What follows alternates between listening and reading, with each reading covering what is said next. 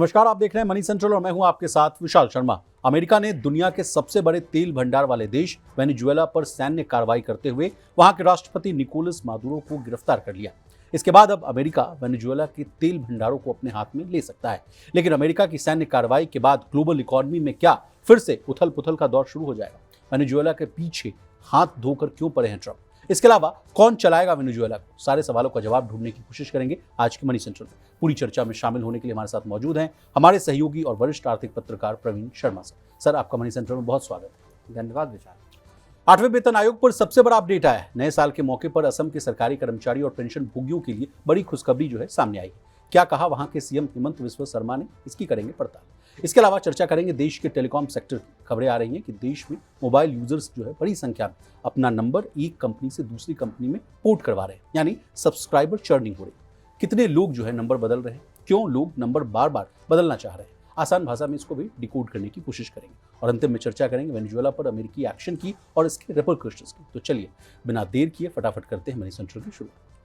नए साल के मौके पर असम और तमिलनाडु की जो है सरकारी कर्मचारी और पेंशन भोगियों के लिए एक बड़ी खुशखबरी जो है सामने आई। असम के जो सीएम हैं उन्होंने एक बड़ा ऐलान करते हुए असम को देश का पहला ऐसा राज्य बना दिया है जिसने 8th पे कमीशन के जो है गठन का फैसला लिया। वहीं तमिलनाडु के मुख्यमंत्री एम.के. स्टालिन ने राज्य में जो है तमिलनाडु एश्योर्ड पेंशन स्कीम, यानी जिसको कि आप TAPS के नाम से जानते हैं, उसको जो है लागू करने की घोषणा की। प्रवीण सर, क्या ये जो है नई योजना जो है ओल्ड पेंशन स्कीम की तरह ही कर्मचारियों को फायदा देगी या नहीं? ये बिल्कुल, देखिए, पुरानी पेंशन का मसला और 8वें वेतन आयोग का मसला इस वक्त देश का जो है वो सबसे सरकारी कर्मचारियों के बीच कम से कम सबसे महत्वपूर्ण मसला है जी। और अब संभवतः राज्यों को ये समझ में आ रहा है कि इस मसले पर उनको थोड़ा गंभीरता से विचार विमर्श करने की ज़रूरत है। और इस जो गुजरा हफ्ता है उसके आखिर में 2 राज्यों से बड़ी खबर आई। एक असम की तरफ से आई, जहाँ पहला राज्य असम बना जिसने कि 8वें वेतन आयोग का गठन कर दिया। अभी केंद्र सरकार का 8वें वेतन आयोग का गठन हुआ, कार्रवाई शुरू नहीं हुई है उस लेवल पे, और असम ने कर दिया। इसका मतलब ये हो सकता है कि केंद्र सरकार और राज्य सरकार की सिफारिशें एक साथ एक मर्ज होती हुई दिखाई दें।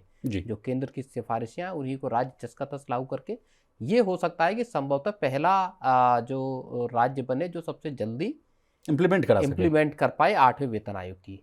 इसी तरह एम.के. स्टालिन साहब ने जो है अपने राज्य में पुरानी पेंशन स्कीम जैसी स्कीम को लॉन्च कर दिया है, और राज्य के जो लाखों कर्मचारी हैं, जो राज्य सरकार के कर्मचारी, उनको सीधे तौर पर जो केंद्र सरकार के कर्मचारी हैं या राज्यों के कर्मचारी हैं, जो कि 2004 में NPS में डाल दी गई, पुरानी पेंशन खत्म कर दी गई, उनको एक तरह से पूरे एक नई और बड़ी सौगात देने की यहाँ कोशिश की गई है। लेकिन सर, एक एक करके स्टेट्स का जो है आंकड़े को डिकोड करने की कोशिश करते हैं। एक तो सर कि अभी कई लोग जो हैं ये कह रहे हैं कि अभी जो है सरकार, जो केंद्र सरकार के पटल पर ही जो गाड़ी है वो आगे बढ़ती हुई नज़र नहीं आ रही है। अभी बहुत जो है कई चरणों की मीटिंग अभी जो ड्यू है, कई लोगों के स्टेक होल्डर्स के साथ मीटिंग ड्यू है।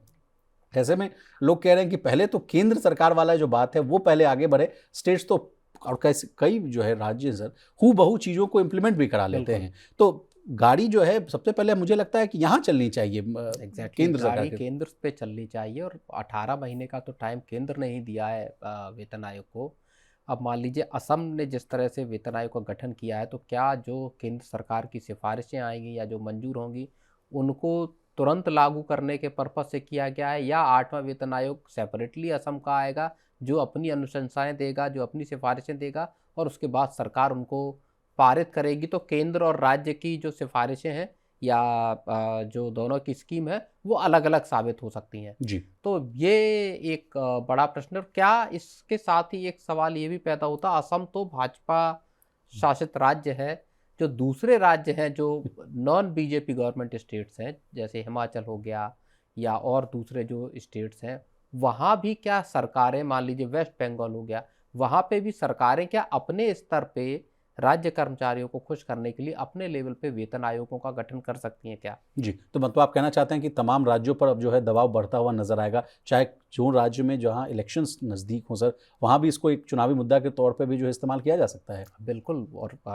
हमेशा होता रहा है, ऐसी बात नहीं कि पहली बार है, हमेशा होता रहा है।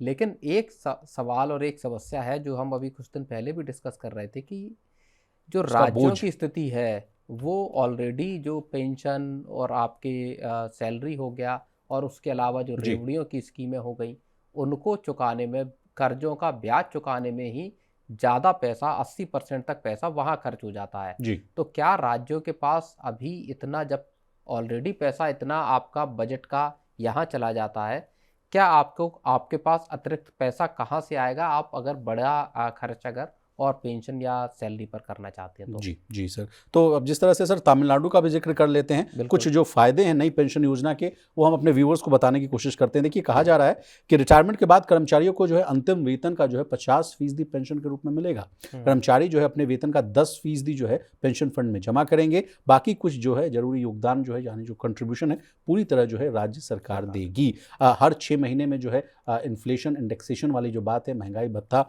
वो मिलता रहेगा, ठीक जैसे और जो कर्मचारी हैं उनको मिल रहा है। और फिर जो पेंशनर की अगर मृत्यु होती है सर, तो 60% जो है पारिवारिक पेंशन की भी बात सामने आ रही है। सेवा के दौरान या रिटायरमेंट के समय अगर मृत्यु होने पर सेवा अवधि के हिसाब से सर अधिकतम जो है 25 लाख तक की जो है ग्रेच्युटी देने की भी बात कही जा रही है। सबसे इसमें जो रोचक जानकारी है सर, जो तमाम जितने जो कर्मचारी संगठनों को खुश करेगी, क्योंकि मैं लगातार जो इस खबर को कवर करता हूं, तो देखिए वो कह रहे हैं कि जो कर्मचारी पूरी निर्धारित सेवा अवधि जो है पूरी नहीं कर पाए, मान लीजिए जो उनका जो टेन्योर है, उन्हें भी न्यूनतम पेंशन मिलेगी। ये बात नहीं, सामने इसमें ये है कि 10 साल की आपकी अगर सेवा अवधि है, जी उसमें ही 50% की आपको एग्जैक्टली जो पहले यहाँ पर पेंशन मिलेगी। 20 साल के आसपास थी। बिल्कुल। जी जो केंद्र सरकार के जो व्यवस्था है, जो यूपीएस की, उसमें पहले 25 किया गया उसको था, घटा फिर कर उसको 20 किया घटा है। के 20 किया।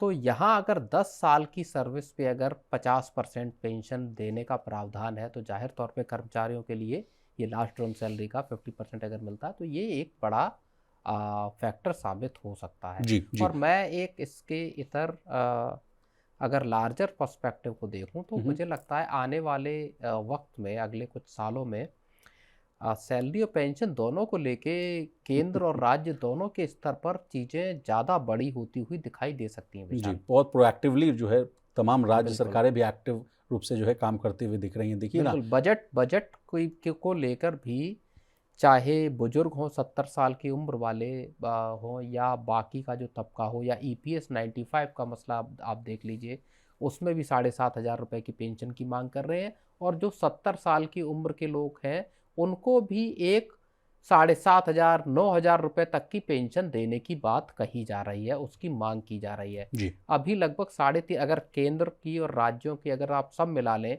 और मैक्सिमम उसका अमाउंट अगर आप देखेंगे, तो तकरीबन 3,500 रुपये किसी बुजुर्ग को जो है जी वो पेंशन देने का प्रावधान है। जी राज्यों का अलग है, केंद्र का अलग है। तो लेकिन इसमें डिमांड ये की जा रही है कि क्या बजट में जो है बुजुर्गों के लिए एक बड़ी पेंशन का सरकार की तरफ से ऐलान हो सकता है क्या? जी। अब सरकार पर कितना बढ़ेगा जो बोझ, ये वाली बात तमाम हम जो है मनी बिल्कुल। सेंटर में करते रहते हैं सर, लेकिन इसमें सरकार जो है कहती हुई दिख रही है कि तमाम चुनौतियां आएँ, उसके बावजूद जो है हम लोग जो है पेंशन फंड में हर साल जो है लगभग 13,000 करोड़ रुपए का अतिरिक्त जो है हम कंट्रीब्यूशन कर देंगे, और उसको जो है हर साल करीब 11,000 करोड़ रुपए के आसपास का जो खर्च आएगा, उसको भी हम लोग वहन करने के लिए तैयार हैं। ये तमिलनाडु नहीं, लेकिन सरकार वो कहती तमिलनाडु सरकार ये बात कह रही है, लेकिन पैसा है। आएगा जुटाया कहाँ, कहाँ से कर्ज लेकर जाएगा? सर। हाँ, या कर्ज लेना पड़ेगा, या आप फिर अतिरिक्त टैक्स लगाएंगे आम लोगों पे। तो ये जो वही बात आ जाती है कि फ्रीवीज वाली, तो उस तरह की फिर सरकारी खजाने के लिए जी थोड़ा सा मुश्किल हो सकता है यहाँ पे। चलिए सर आगे बढ़ते हैं। भारत के टेलीकॉम सेक्टर में जंग जो है, यानी जो रार जो है चली हुई है, जो अब सिर्फ नए सब्सक्राइबर्स की नहीं बल्कि पुराने सब्सक्राइबर्स को बचाए रखने की बन चुकी है। देखिए, महंगे रिचार्ज, बेहतर 5G नेटवर्क और आकर्षक जो है बंडल प्लान्स की होड़ में मोबाइल यूजर्स जो हैं तेजी से एक कंपनी छोड़कर दूसरी कंपनी में शिफ्ट हो रहे हैं। प्रवीण सर, हालत ऐसे हैं कि हर महीने अगर देखा जाए तो आंकड़े बता रहे हैं कि 1.4 से लेकर जो है 1.5 करोड़ लोग जो है अपना मोबाइल नंबर पोर्ट करा रहे हैं, और टेलीकॉम कंपनियों के लिए जो है सब्सक्राइबर चर्निंग जो है एक बड़ी जो है चुनौती बन गई है। कैसे देख रहे हैं सर इन आंकड़ों को? और लगातार हम लोग भी सर जो टेलीकॉम से रिलेटेड जितनी भी खबरें रहती हैं उसको हम लोग बड़े प्रमुखता से जो है कवर करने की कोशिश करते हैं, लेकिन ये समस्या बड़ी अलग है। लोग नए ऐड नहीं हो रहे हैं, बल्कि जो एग्जिस्टिंग जो हैं सब्सक्राइबर्स जो हैं, यूजर्स जो हैं, वो इधर से उधर छटपटा रहे हैं हर महीने। नहीं, ये देखिए, कुछ वक्त पहले लगातार इस बात की रिपोर्ट आ रही थी कि 2024 में जो हाइक हुआ था, आपका टैरिफ का हाइक हुआ था, उसके बाद 2025 के मिड आते आते जो टेलीकॉम सेक्टर में जो यूजर्स की चर्निंग थी, उथल पुथल थी, जी। यूजर्स के इधर से उधर जाने का मामला था, एक कंपनी को पोर्ट करके दूसरे में जाने का मामला था, बहुत सारे लोगों ने अपनी एक सिम बंद कर दी और बीएसएनएल में चले गए। जी। वो चर्निंग स्टेबल होती हुई नजर आई, वहाँ पे चर्निंग खत्म हुई और नए यूजर्स ऐड होना शुरू हुए। इस तरह की खबरें पिछले साल मध्य तक, मई जून तक आती हुई दिखाई दी थी। लेकिन उसके बाद से अब हालात एक तरह से फिर से बदलते हुए दिखाई दे रहे हैं और अब जो कहानी आ रही है कि यूजर्स की चर्निंग लार्ज स्केल पे है, 1.5 करोड़ के लगभग जी। मंथली का अगर आंकड़ा इनके चर्निंग का है, जहाँ पे एक से छोड़ के दूसरे पे जा रहे हैं। इसका मतलब ये है कि लोगों के जो बजट है, लोगों का बटुआ है, वो उनको इस बात की गवाही नहीं दे रहा कि वो जिस प्लान पे और जिस कंपनी के साथ मौजूद है वहाँ पे वो टिक पाएँ। लोगों के घरों में 3-3 4-4 सिम है, तो उनका मोबाइल का, इंटरनेट का जो बजट है वो लगातार गड़बड़ा रहा है और इस वजह से लोग एक जगह से दूसरी जगह शिफ्ट कर रहे हैं, ऐसे प्लान्स को तलाश रहे हैं जहां पे कि उनको कुछ पैसा अफोर्डेबिलिटी। बचता हुआ दिखाई दे। जी, लेकिन सर ऐसे में माफ़ कीजिएगा, इस कहानी को आगे लिए चलेंगे, लेकिन बीच में एक सवाल मैं आपसे पूछना चाह रहा हूँ। ऐसे में तमाम जो टेलीकॉम ऑपरेटर्स कंपनियां कैसे सोच सकती हैं? बीच में हम लोगों ने इस खबर को किया भी था कि नहीं भाई, हमें अपना आरपू बढ़ाना है, हमें अपने ऑपरेशंस चलाने में दिक्कत हो रही है, खर्चे बहुत हैं, फीस देना है, लाइसेंस फीस है, तमाम तरह की जो बातें कहते हुए दिखते हैं और नए साल से इसकी शुरुआत हो भी जाती है और एक कंपनी करती है, उसके बाद लगातार जो है पीछे पीछे जो है तमाम जो है टेलीकॉम ऑपरेटर्स वो तमाम जो है अपनी कीमतों में जो है प्लान्स में जो बढ़ोतरी करते हैं। आप ये आंकड़े देख भी रहे हैं, खुद आप जस्टिस कर रहे हैं कि नहीं इस कथन का? मैं पूछना चाहता हूँ टेलीकॉम ऑपरेटर्स कंपनियों से।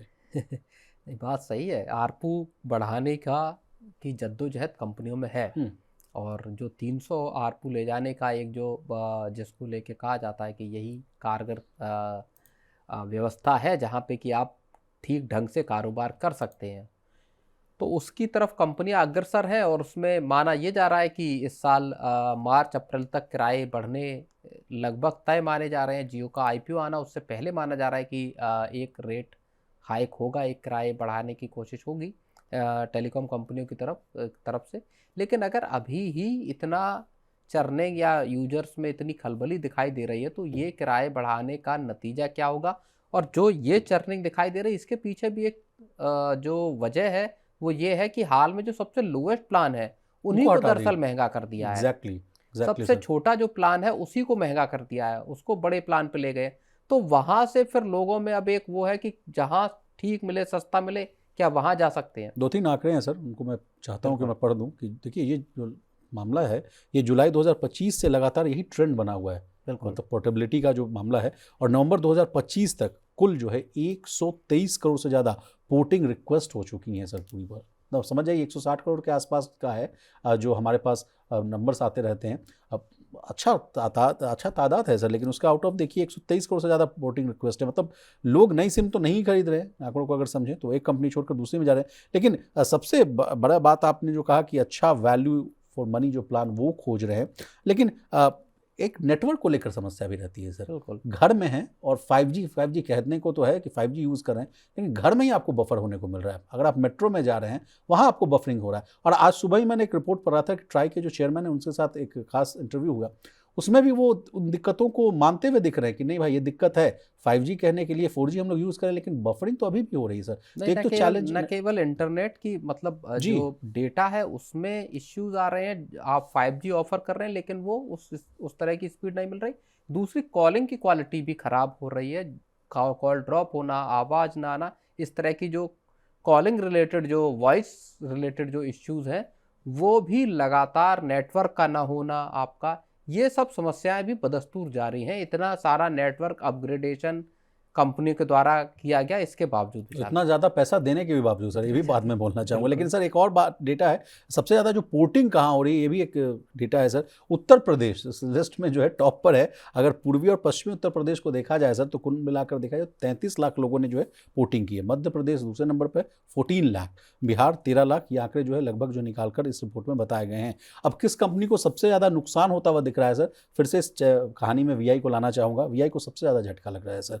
आप पिछले 14 महीने में देखिए 22 लाख जो है कस्टमर्स वो घटते हुए दिख रहे हैं। नवंबर में जो है 22 में से 18 सर्किल्स में सर इनके जो कस्टमर्स हैं वो कम होते हुए दिख रहे हैं और दूसरी कंपनियों को अच्छा फायदा हो रहा है। जियो और देखिए एयरटेल उदम आक्रामक रूप से जो है 5G रोल आउट कर रहे हैं, बेहतर नेटवर्क पर काम कर रहे हैं। VI जो है पीछे पिछड़ता हुआ दिख रहा है सर। नहीं तो बिल्कुल VI की समस्याएं जाहिर तौर पर थोड़ी टली हैं, लेकिन ख़त्म नहीं हुई है जी। सरकार के फैसले के बाद।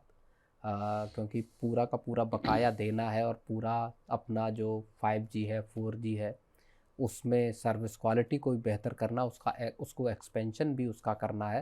तो वोडाफोन आइडिया के जो कस्टमर्स हैं वो लगातार मुश्किल में हैं, और इस वजह से वहाँ पे पोर्ट की जो सबसे ज़्यादा रिक्वेस्ट वहीं दिखाई देती है जी, विशाल। सर एक अंतिम पॉइंट है वो भी डिस्कस कर जी, लेते हैं कि कंपनियों पर क्या असर पड़ेगा, ये भी आंकड़े हैं। कहा जा रहा है कि अगर ज़्यादा पोर्टिंग हुई बॉस, तो कहा जा रहा है कि ज़्यादा मार्केटिंग पर खर्च होगा, कहा जा रहा है ज़्यादा डीलर को कमीशन देना पड़ सकता है और ऑपरेशनल जो खर्च है वो बढ़ता हुआ दिख सकता है। तो ये भी एक बिल्कुल। चैलेंजेस है कंपनियों के फ्रंट पर। कुछ ऐड करना चाहेंगे? नहीं, बिल्कुल ये बात सही ये है कि कंपनियों के फाइनेंशियल्स में भी दिखेगा सर, 5 तारीख से जो है बिल्कुल, कंपनियों के तिमाही नतीजे आने वाले हैं। बिल्कुल डेफ़िनेटली ये जो पोर्टिंग के जो मुश्किल है, सबसे ज़्यादा वोडाफ़ोन आइडिया के लिए यहाँ पे फिर चलिए दिक्कत सर, होती हुई आगे दिखाई देगी। बढ़ते हैं। अमेरिका ने शनिवार को वेनेजुएला पर सैन्य हमला किया और राष्ट्रपति जो है मादुरो और उनकी जो पत्नी उनको पकड़ लिया। हालांकि अब ये सवाल उठ रहा है कि ये हमला क्यों किया गया और अमेरिका वेनेजुएला के बीच तनाव क्यों है। पूरी देखिए A to Z जो है एनालिसिस जो है प्रवीण सर से जानने और समझने की कोशिश करेंगे कि अब वेनेजुएला का क्या होगा। देखिए 2026 की शुरुआत जब इतनी भयावह हो तो पूरे साल क्या अनसर्टेनिटीज का दौर ही देखने को मिलेगा। इसके अलावा अमेरिका के विदेश मंत्री जो है मार्को रूबियो, उनका भी एक बड़ा बयान आया है सामने। तो क्या वेनेजुएला पर शासन करेगा अमेरिका, और तमाम जितने भी जो सवाल उमड़ रहे हैं हमारे आपके मन में, इन सारे सवालों का जवाब लेने की कोशिश करते हैं प्रवीण सर से। Sir over to you. और इस बात को मैं ऑन स्क्रीन कहना चाहूँगा कि थर्सडे का मनी सेंट्रल में हम लोगों ने इस बात की जो है डीपर बिल्कुल, एनालिसिस कर दी थी, तमाम फैक्टर्स पर, बिल्कुल, जियोपॉलिटिकल टेंशंस पर, ग्लोबल इकोनॉमी पर, इंडिया पर उसका क्या असर पड़ेगा, कमोडिटीज हम लोगों ने उसको भी नहीं छोड़ा, रुपए पर भी क्या अंतर पड़ेगा। लेकिन अब देखिए मैं तो इस कहानी में एक और एंगल जोड़ना चाहूँगा सर। 1 फरवरी को पत्रकारों ने जब पूछा ट्रम्प साहब से कि आपका क्या रेजोल्यूशन है, तो उन्होंने बोला पीस। और उसके बाद देखिए 3 जनवरी को इन्होंने एकदम दरादर रॉकेट दाग दिया। आप तो कह रहे थे कि 100 से अधिक लोगों की मृत्यु भी हो गई है। बिल्कुल। वेनेजुएला का की तरफ से जो मीडिया रिपोर्ट्स आ रही हैं, उसमें इस बात के ज़िक्र किए गए हैं कि जो निकोलस मैडुरो हैं, उनकी पूरा जो सिक्योरिटी डिटेल है, उसका पूरे का खात्मा हुआ है इस रेड में। अमेरिकन जो मिलिट्री एक्शन हुआ उसमें, और उनको कैप्चर किया गया। उनकी वाइफ सिलिया जो हैं फ्लोरेज, उनको कैप्चर करके अमेरिका ले जाया गया है। वहाँ पे उनको नार्को टेररिज्म के चार्ज लगेंगे, उन पे मशीन गन रखने की जैसे चार्जेस एक देश के राष्ट्रपति पे इस तरह के चार्जेस अरे लगाए भाई, तो हैं। वो तो अपने देश में रख रहा है ना, तो उसके फिर डेफिनेटली। तो चार्जेस अब सोचने वही वाली बात बात है। है। हाँ, तो कुल मिला के कहानी ये है कि अब वेनेजुएला को दरअसल America is in charge of Venezuela, America will run the Venezuela. और मार्को रूबियो जो फॉरेन मिनिस्टर हैं, फॉरेन सेक्रेटरी हैं, अमेरिका के सेक्रेटरी ऑफ स्टेट कहा जाता है वो, सेक्रेटरी ऑफ डिफेंस जो है पीट हेगसेट है ये, और आपका जो CIA चीफ है ये, और फिर आपकी जो वेनेजुएला की जो वाइस प्रेसिडेंट हैं, उनके साथ मिलके आपका जो डेल्सी रोड्रिगेज है, उनके साथ मिलके वेनेजुएला को चलाने की तैयारी है। जी। तो एक तरह से, और उन्होंने साफ तौर पे ट्रंप ने ये भी कह दिया है कि अगर जो डेल्सी रोड्रिगेज है, अगर वो अमेरिकी लाइन को टो नहीं करेंगे, अमेरिकी लाइन पर नहीं चलेंगी, तो उनका हाल मडुरो से भी ज़्यादा खराब हो सकता है। जी। डेल्सी रोड्रिगेज जो है वो बड़ी जानकार शख्सियत मानी जाती हैं।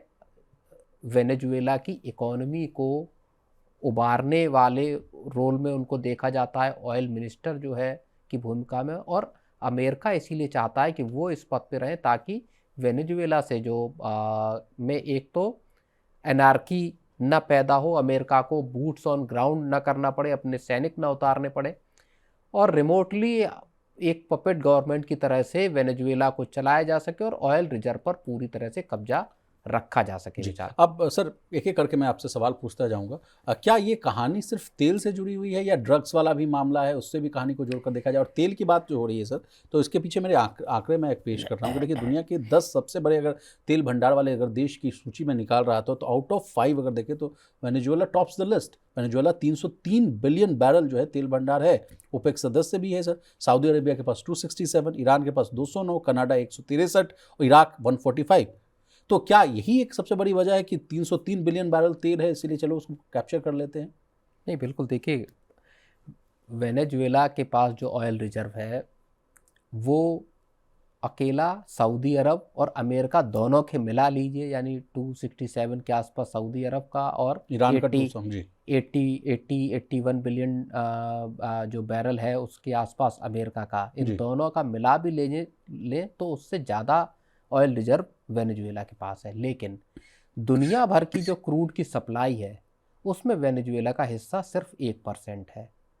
तो due to sanctions, due to under production, आप कह लीजिए, प्रॉपर उसको एक्सप्लोर नहीं किया गया है।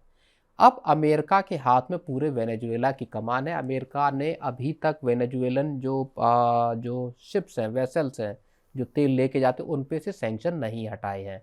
पूरा जो कोस्ट है वो अमेरिकी जो एक तरह से कहिए नेवल शिप है उसकी गार्ड उसमें है। पूरे तेल पे अमेरिका का कब्जा है और अमेरिका अब जिस तरह से चाहेगा उस ऑयल के साथ डीलिंग करेगा। सर, पेट्रो डॉलर वाला भी एक कॉन्सेप्ट बीच में आ रहा था, कहा जा रहा था कि वेनेजुएला बीच में जो है डॉलर में जो है ट्रेड करने से मना कर दिया था, उसको दूसरी करेंसीज को ऑप्ट किया था, इस वजह से भी अमेरिका चिढ़ा हुआ था। नहीं, अमेरिका ने देखिए 2017 में वेनेजुएला पे कई सैंक्शंस लगाए थे। उसमें वेनेजुएला को डॉलर के जो ट्रेड वाला सिस्टम है इस सब से बाहर कर दिया था। कई तरह की फाइनेंशियल उस पर सैंक्शंस लगाए गए थे। फिर वेनेजुएला ने चीन और रशिया को तेल देना स्टार्ट कर दिया। वेनेजुएला ने क्या कहा, और ख़ासतौर पे माडुरो ने क्या किया कि उन्होंने कहा कि हम रेनबिम्बी चाइनीज़ जो करेंसी है युआन, उसमें, रूबल में, यूरो में, इसमें हम तेल बेचेंगे, इसका पैसा लेंगे तेल इन करेंसीज़ में। और भारत तक को ऑफ़र किया था कि आप हमसे जो है रुपये में ट्रेड कर सकते हैं, आप हमसे तेल लीजिए और रुपए में पेमेंट कीजिए जी। अब वेनेजुएलन जो क्रूड है वो बहुत हैवी क्रूड है और उसकी रिफाइनिंग करना हर किसी के लिए, हर रिफाइनरी के लिए आसान नहीं है। तो भारत में जो है रिलायंस की जो रिफाइनरी है जामनगर वाली जी, उसके पास ये कैपेसिटी है कि वो इसको कर सकती है। तो पेट्रो डॉलर जो है, जो 1970 के दशक में अमेरिका ने एक व्यवस्था बनाई कि पेट्रो डॉलर के जरिए पूरी दुनिया का ऑयल का लेन देन होगा। जो इंपोर्टिंग कंट्रीज हैं वो तेल के बदले डॉलर देंगे, जो एक्सपोर्टिंग कंट्रीज हैं वो उस जो डॉलर मिलेंगे उससे या तो यूएस के ट्रेजरी बॉन्ड खरीदेंगे या फिर यूएस के फाइनेंशियल मार्केट्स में उस पैसे को लगाएंगे। तो अल्टीमेटली हो क्या रहा था कि भले तेल की डील मान लीजिए भारत और सऊदी अरब के बीच में हो रही है, लेकिन कमाई उस तेल की डील में अमेरिका को हो रही है। उस तेल की डील का चूंकि डॉलर में एक्सचेंज हो रहा है इसलिए उससे डॉलर को मजबूती मिल रही, दुनिया भर में अमेरिकन जो हेजेमनी है उसको मजबूती मिल रही। तो पेट्रो डॉलर दरअसल एक बड़ी वजह रहा है इस पूरी कहानी का कि वेनेजुएला पे कब्जा करने की आखिर ट्रंप को क्यों स्टेप उठाना पड़ा। जी। अब प्रवीण सर, आपने अपने संबोधन में कहा कि भारत को जो है थोड़ा फायदा हो सकता है। एक रिपोर्ट भी आ रही है, इसमें कहा जा रहा है कि $1 अरब का जो है बकाया वो मिल सकता है, यानी इसको अगर भारतीय रुपए में कन्वर्ट करें तो 9,000 करोड़ रुपए के आसपास का है। ये पूरा मामला है क्या? इसको हम आपसे आसान भाषा में समझने की कोशिश करते हैं। नहीं, देखिए उसमें एक तो ONGC विदेश की आर्म के जरिए उनका जो इन्वेस्टमेंट है उसमें लगभग $500 मिलियन का एक जो पैसा डिविडेंड के तौर पर फंसा हुआ है जी। इसके अलावा जो पहले रिलायंस नहीं ले पाता था सर, हाँ, वो बोला जा रहा है, वो भी बात सामने आ रही है। बिल्कुल। अब कहा जा रहा है कि अब जो भाई अमेरिका टेक ओवर कर लेगा तो अब शायद जो है रिलायंस की जो है बातचीत शुरू हो सकती है और वहां से वो जो तेल लाएंगे उसको ये लोग रिफाइन करेंगे और उससे इनकी जो है ORMs में जो है बढ़ोतरी होती हुई दिखेगी। नहीं, बिल्कुल। देखिए है चक्कर ये है कि ब्रेंट, भारत का जो क्रूड बास्केट है, भारत जो क्रूड खरीदता है वो उसको ब्रेंट के उस पर प्राइसिंग उसकी होती है। भारत जो ब्रेंट क्रूड का प्राइस है उससे $5 से $8 के डिस्काउंट पे वेनेजुएला क्रूड देता है। और चूंकि रिलायंस के पास ये कैपेसिटी है कि वो इस क्रूड को रिफाइन कर सके, ऐसे में अब चूंकि एक और चीज़ है, रूस के तेल पे लगी है पाबंदी, सैंक्शंस लगे हुए हैं, ऐसे में भारत वेनेजुएला के या ये जो ऑयल मार्केटिंग कंपनीज हैं, रिफाइनरीज हैं, ये वेनेजुएला से क्रूड खरीद सकती हैं। अमेरिका के आने से क्रूड की सप्लाई लाइन वेनेजुएला से खुलेगी, सैंक्शंस हटेंगे और वहाँ से, और अमेरिका ने कहा भी है कि कोई भी देश खरीद सकता है, चाइना भी खरीद सकता है, दुनिया के दूसरे देश खरीदेंगे, लेकिन अमेरिका की शर्तों के हिसाब से खरीदेंगे। अमेरिका तय करेगा किसको कितना क्रूड देना, कैसे देना है, किस रेट पे देना है, किस रेट पे देना, और उसमें अमेरिकी कंपनियां इन्वॉल्व है कि नहीं।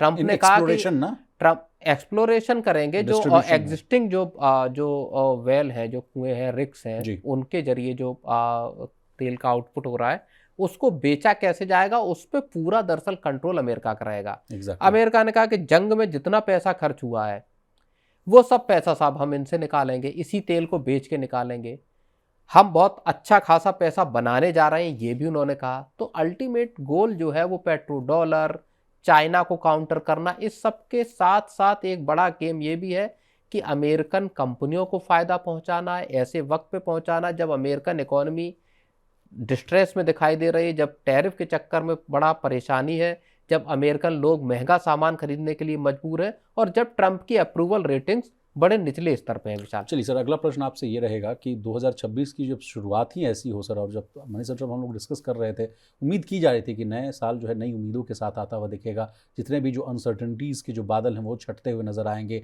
सब कुछ जो है बैक टू द नॉर्मलसी पे आते हुआ दिखेगा। लेकिन शुरुआत ही जब ऐसी हो सर, एकदम धमाकेदार, एकदम मतलब समझ जाइए कि अनसर्टनिटीज़ तो पूरे साल मुझे लगता है कि बना रहेगा। और अभी भी देखिए, अंडर इंडिया यूएस की बात की जाए तो अभी भी जो है ट्रेड डील होता हुआ दिख नहीं रहा है, और तमाम अभी भी जो चैलेंजेस है, कमोडिटीज़ के प्राइसेस को देखिए, वो भी जो ऑल टाइम हाई के आसपास हैं। कैसे देख रहे हैं, और नया साल का जो प्रोजेक्शन आपको कैसा लग रहा है सर?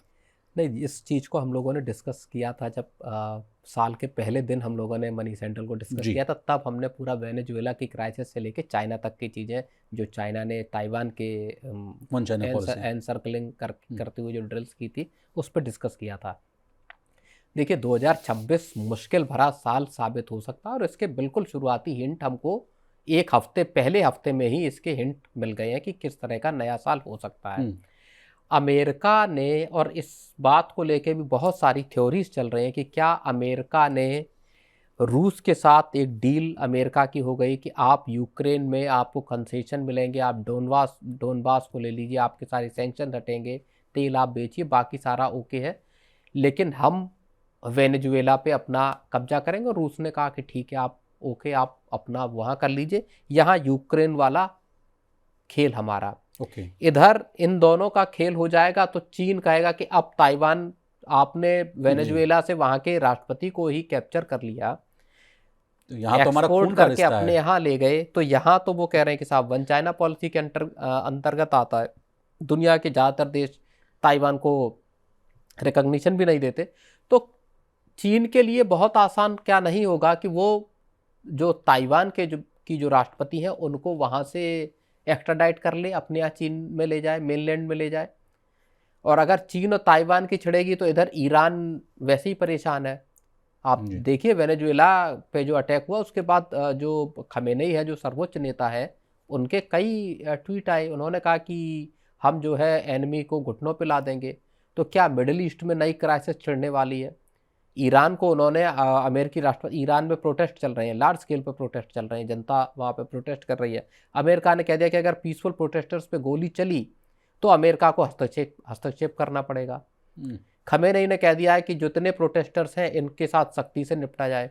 बिल्कुल, जब वेनेजुएला के साथ ये सब हुआ, इस सब में हुआ, तो अभी एक हफ्ता भी पहले साल का, मतलब नए साल का बीता नहीं है, और दुनिया इतने मुश्किल भरे मुहाने पे खड़ी हुई है, और बाकी के देश ये सब देख रहे हैं।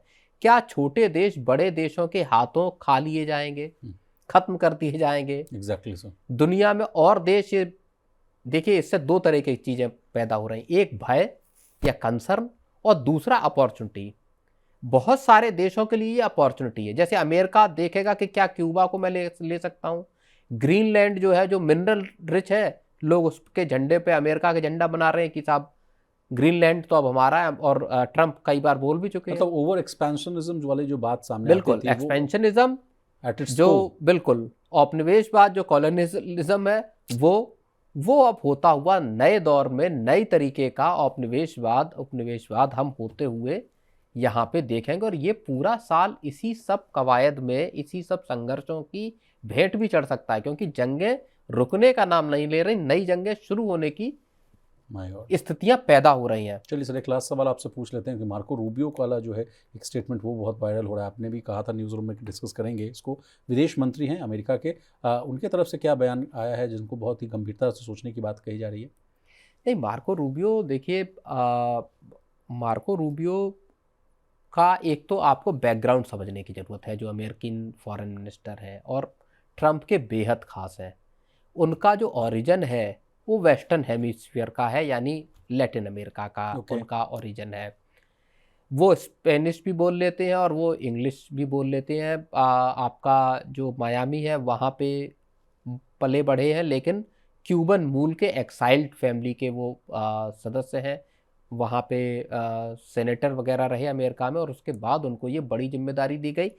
ट्रंप का मानना ये है कि वेस्टर्न हेमिस्फीयर या जो लैटिन अमेरिका है, वेनेजुएला या क्यूबा या कोलंबिया, इन कंट्रीज़ की, या मैक्सिको, इन कंट्रीज़ के बारे में अगर किसी को सबसे ज़्यादा जानकारी है तो वो मार्को रूबियो है। ओके। हाँ, इसीलिए ट्रंप ने मार्को रूबियो को ये जिम्मेदारी दी है कि वो आपके डेल्सी रोड्रिगेज के साथ डील करें, उनके साथ बात करें, और पीटर हेगसेट के साथ मिलकर एक इंटरिम जो गवर्नमेंट है उसको चलाने की जिम्मेदारी, या वेनेजुएला की को दरअसल अमेरिका चलाएगा तो मार्को रूबियो के जरिए चलाएगा, या आप इसको इस तरह से समझ लीजिए कि Marco Rubio is the interim, हाँ, अनरिटन फेस ऑफ वेनेजुएला। वो वेनेजुएला के दरअसल एक्चुअल राष्ट्रपति वो है।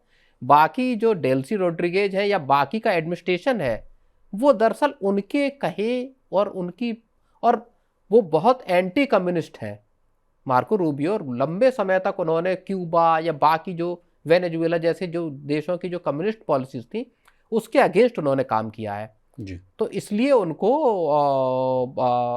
ट्रंप की पहली पसंद माना गया है इस पूरे ऑपरेशन के लिए। विशाल, चलिए सर, आपका बहुत शुक्रिया, आपने कीमती समय निकाला, तमाम विषय को बहुत ही आसान भाषा में विस्तार से समझाने की कोशिश की। तो आज की मनी सेंट्रल में बस इतना ही। इसी तरह देश, दुनिया और बिजनेस जगत से जुड़ी तमाम ताज़ा तरीन खबरों के लिए बने रहिए हमारे साथ और देखते रहिए मनी।